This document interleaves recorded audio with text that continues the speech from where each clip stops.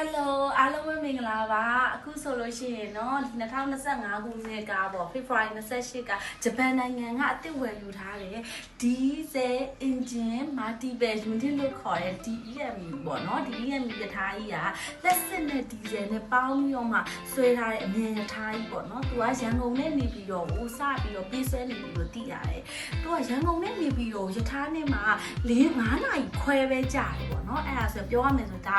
အဝေးပြေးကားချိန်လောက်ပဲပေါ့နော်အဲမြန်လဲငိမ်လဲလို့သိရတယ်သူကခကြီးတွေကလည်းပဲ312ဦးပေါ့ဒီ train တစ်ခုတွဲ4တွဲလုံးမှာ312ဦးတည်ဆောင်နေလို့သိရတယ်ပေါ့နော်အော်ဒါနဲ့စကားမဆက်ပြောပြအောင်မယ်မြန်မာဘူတာပေါ့နော်ရန်ကုန်ဘူတာကြီးอ่ะဆိုလို့ရှိရင်တဲ့ပြည်သက်ရှာရညာပေါ့နော်ဒီ1889ကစတင်တည်ဆောက်ခဲ့တာပေါ့နော်သူတို့ကအဲ့ဒီဒါပေမဲ့1900နဲ့မှ1943မှာဆိုလို့ရှိရင်တဲ့ဂျပန်တွေကိုကျူးကျော်နေဝင်ရောက်လာတဲ့ခါကျအင်္ဂလိပ်တွေကဖျက်ဆီးခဲ့ပြီးတော့မှ1900နဲ့မှ54မှာအခုဘူတာကြီးကိုပေါ့နော်မြန်မာပြည်သူ့ကပညာရှင်စီတူဦးတင်ကပြန်လဲဒီဇိုင်းဆွဲပြီးတော့တည်ဆောက်ခဲ့တာဖြစ်တယ်ပြောရမယ်ဆိုတော့ဒါကတကယ်ပေါ့နော်အဲ့ရှေးဟောင်းပေါ့ရှေးဟောင်းဘူတာကြီးဒီဇိုင်းနေတယ်ပေါ့နော်အဲ့လိုမျိုးရှိတယ်ကဲအဲ့ဒါကြီးတဲ့အခုတတဲတို့ကဒီရဲ့မြူထားကြီးကငိမ်နေမြန်တယ်အဲကွန်နေရတယ်ပြီးတော့အရင်ကောင်းနေဆိုတော့ပေါ့နော်အဲ့ရထားကြီးကိုစမ်းသပ်စီးဖို့အတွက်အခုလက်မှတ်ထားဝယ်တော့မှာဖြစ်ပါတယ်ကဲအဲ့တော့ပြိသက်ကြီးလည်းတကယ်လို့ဒီရဲ့မြရထားကြီးပေါ်မှာဘယ်လိုတွေစီးခဲ့လဲဘယ်လေးသွားခဲ့လဲဆိုတာကိုဗီဒီယိုဆုံးထိကြည့်ပြီးဖို့တဲ့ဒေတာရက်ခံပါတယ်ရှင်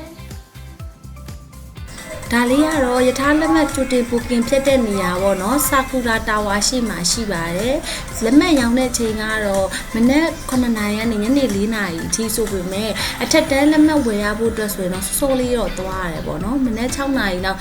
တသေးတော့စောပြီးတော့မှသွားတန်းစီထားတာပဲဖြစ်ပါတယ်သူကဒီရဲ့မြူ train ကရန်ကုန်နေပြီးတော့အထိကိုအထက်တန်းဆိုရင်2800ကျတင်မှာဖြစ်ပြီးတော့ပထမတန်းဆိုလို့ရှိရင်တော့18000ပဲဖြစ်ပါတယ်ပဲခူးထိပဲဆိုရင်တော့6000ပဲကျတယ်ပေါ့နော်ရိုးတန်းတွေကတော့တိတ်ပြီးတော့မှဈေးမကြီးပါဘူးရှင်ကဲအခုတန်းစီလိုက်အောင်မယ်ဒါလေးကတော့ဘူတာကြီးကိုသွားနေတဲ့လမ်းမှာပဲဖြစ်ပါတယ်။ပိတ်သက်ကြီးအားလုံးဆက်ပြီးတော့ကြည့်ရှုပေးပါဦးနော်။အိုးမင်္ဂလာပါ။အခုဆိုလို့ရှိရင်တော့ပဲခူးကိုဒီရထားကြီးနဲ့သွားဖို့တာဘူတာကိုရောက်နေပါပြီရှင်။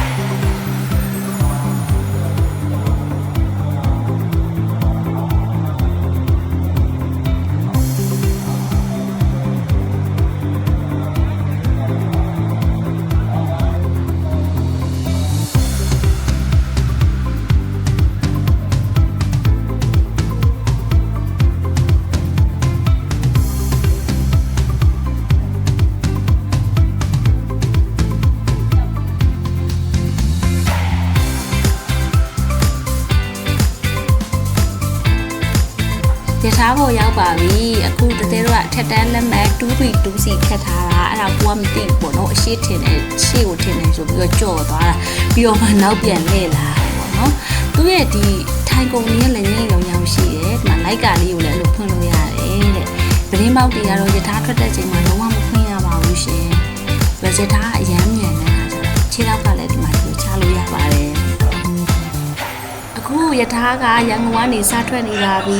ရှေ့ရောက်မဲ့ဘူတာကိုကြတော့ဒီ display လေးမှာပြသပါတယ်ဒါပေမဲ့ရထားရဲ့အမြန်နှုန်းတော့မပြသွားပါဘူးရှင်ထိုင်ကုန်ကဘေးရခလုတ်လေးကိုနှိမ့်လိုက်တဲ့အခါမှာနောက်ကိုမိပြီးတော့အေးစစ်တောက်တက်တာနဲ့ခရီးစီးသွားလို့ရပါတယ်ပြီးတော့ဒီမုံနေအစာပြေမုံနေလာရောင်းနေလေရထားအရမ်းငိမ်နေပေါ့နော်ပြီးတော့သူ့ရဲ့ဘေးစင်တွေလက်တွေပါတွေဆေးဖို့ဘေးစင်ကလည်းအញ្ញမ်းကိုတန့်ပါတယ်ခုထိကတော့တန့်နေတော့နေပေါ့အဲ့တော့အားလုံးစီကန်းရှိနဲ့ခီးသွားပြည်သူများသုံးကြဖို့အတွက်လည်းတိုက်တွန်းလိုပါတယ်အမိုက်ပုံးတွေလည်းထားထားတယ်အမိုက်ပုံးများတွေအမိုက်များပြစ်ဖို့လည်းရထားတောက်လျှောက်ကြော်ညာပေးနေပါတယ်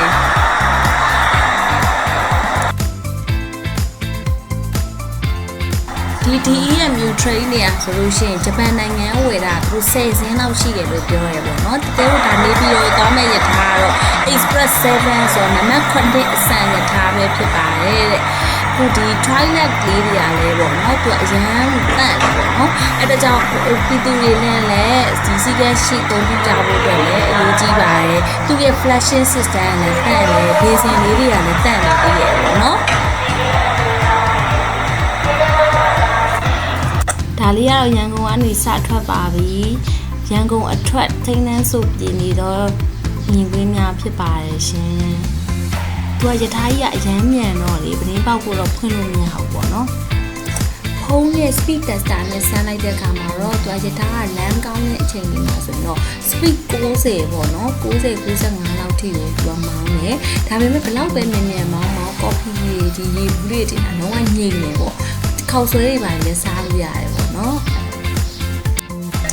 အခုကပကိုးကြော်သွားတဲ့ခါကျတော့မုံလဲရလာတယ်ပေါ့မုံလဲလာတော့ coffee ရဲ့ငါးမုံကြော်ရဲ့ဝယ်စားတယ် coffee တစ်ခွက်1000ငါးမုံကြော်တစ်ခွက်ကလည်း1000ပဲပေါ့နော်ဒါလေးတွေကတော့ဒီရန်ကုန်ကနေအထွက်မှာရှုပ်ကင်းလေးကအရန်လာတဲ့ခါကျတော့ရိုက်ထားတာပါ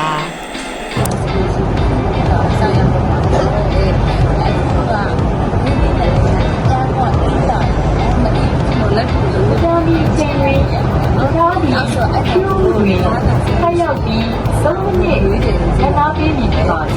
第一次买是。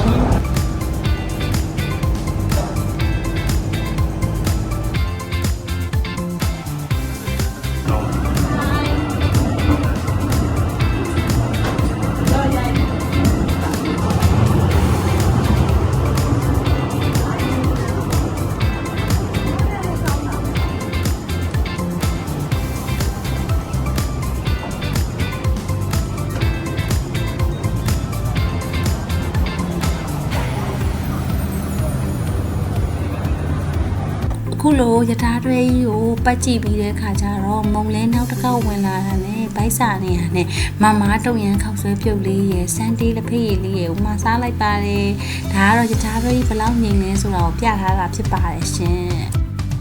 ကဲဒါလေးကတော့လာပူပူခီးသွားဖို့လေးခေါ်လာပြီးတော့လာပူပူလေးကိုရှုခင်းလေးပြထားတာပေါ့နော်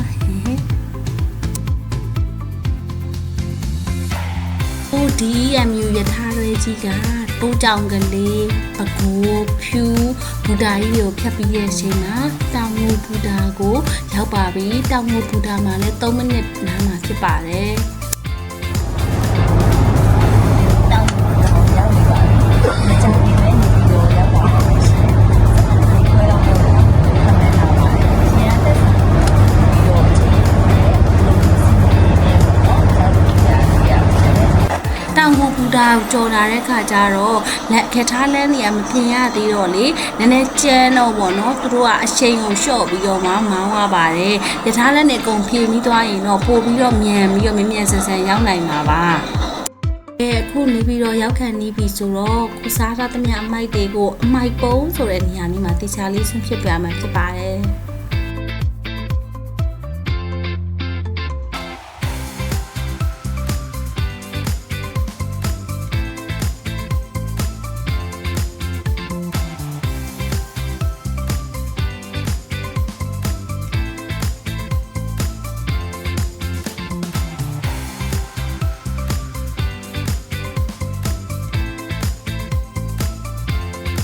အချိန်9နာရီခွဲစီပြီးတကာလာမှာတော့ဘောနော်17နာရီခွဲအချိန်မှာနေပြည်တော်ဘူတာကြီးကိုရောက်ပါပြီအခုအပြန်လက်မှတ်ဝယ်ဖို့အတွက်သွားပါတော့မယ်သူက12နာရီမှာပြန်ထွက်မှာပေါ့နော်သူကအဲ့အပြန်လက်မှတ်ကဆိုလို့ရှိရင်သူက3ရက်ကြိုဝယ်ရတာပေါ့အထက်တန်းလက်မှတ်လိုချင်လို့ရှိရင်ဒါပေမဲ့တတေတို့ကကြတော့အချက်ချင်းဝယ်တာဖြစ်တဲ့အတွက်ကြောင့်ပထမတန်းလက်မှတ်ပဲရပါတော့တယ်ဒါလေးကတော့နေပြီးတော့ဘူတာကြီးရဲ့မြင်ကွင်းပုံလေးတွေဖြစ်ပါတယ်ကဲဒါလက်မှတ်ဝယ်ပြီးတော့ဒီနေပြီးတော့ဘူတာမှာနည်းနည်းရှောက်သွားရှောက်စားကြည့်တဲ့ပုံလေးတွေပေါ့နော်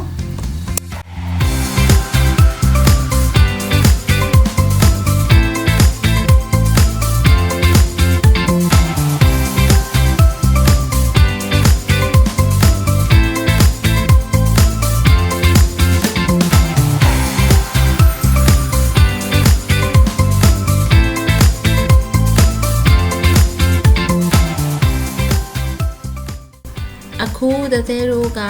12နာရီမှာထွက်မဲ့ပေါ့နော်နေပြည်တော်ရန်ကုန်အစုံရထား Express 8နဲ့သွားမလို့အဲ့ Express 8C ကိုခြိတက်နေပါပြီရှင်ဟိုဘက်ကိုဆင်းသွားရင်ရပါပြီတဲ့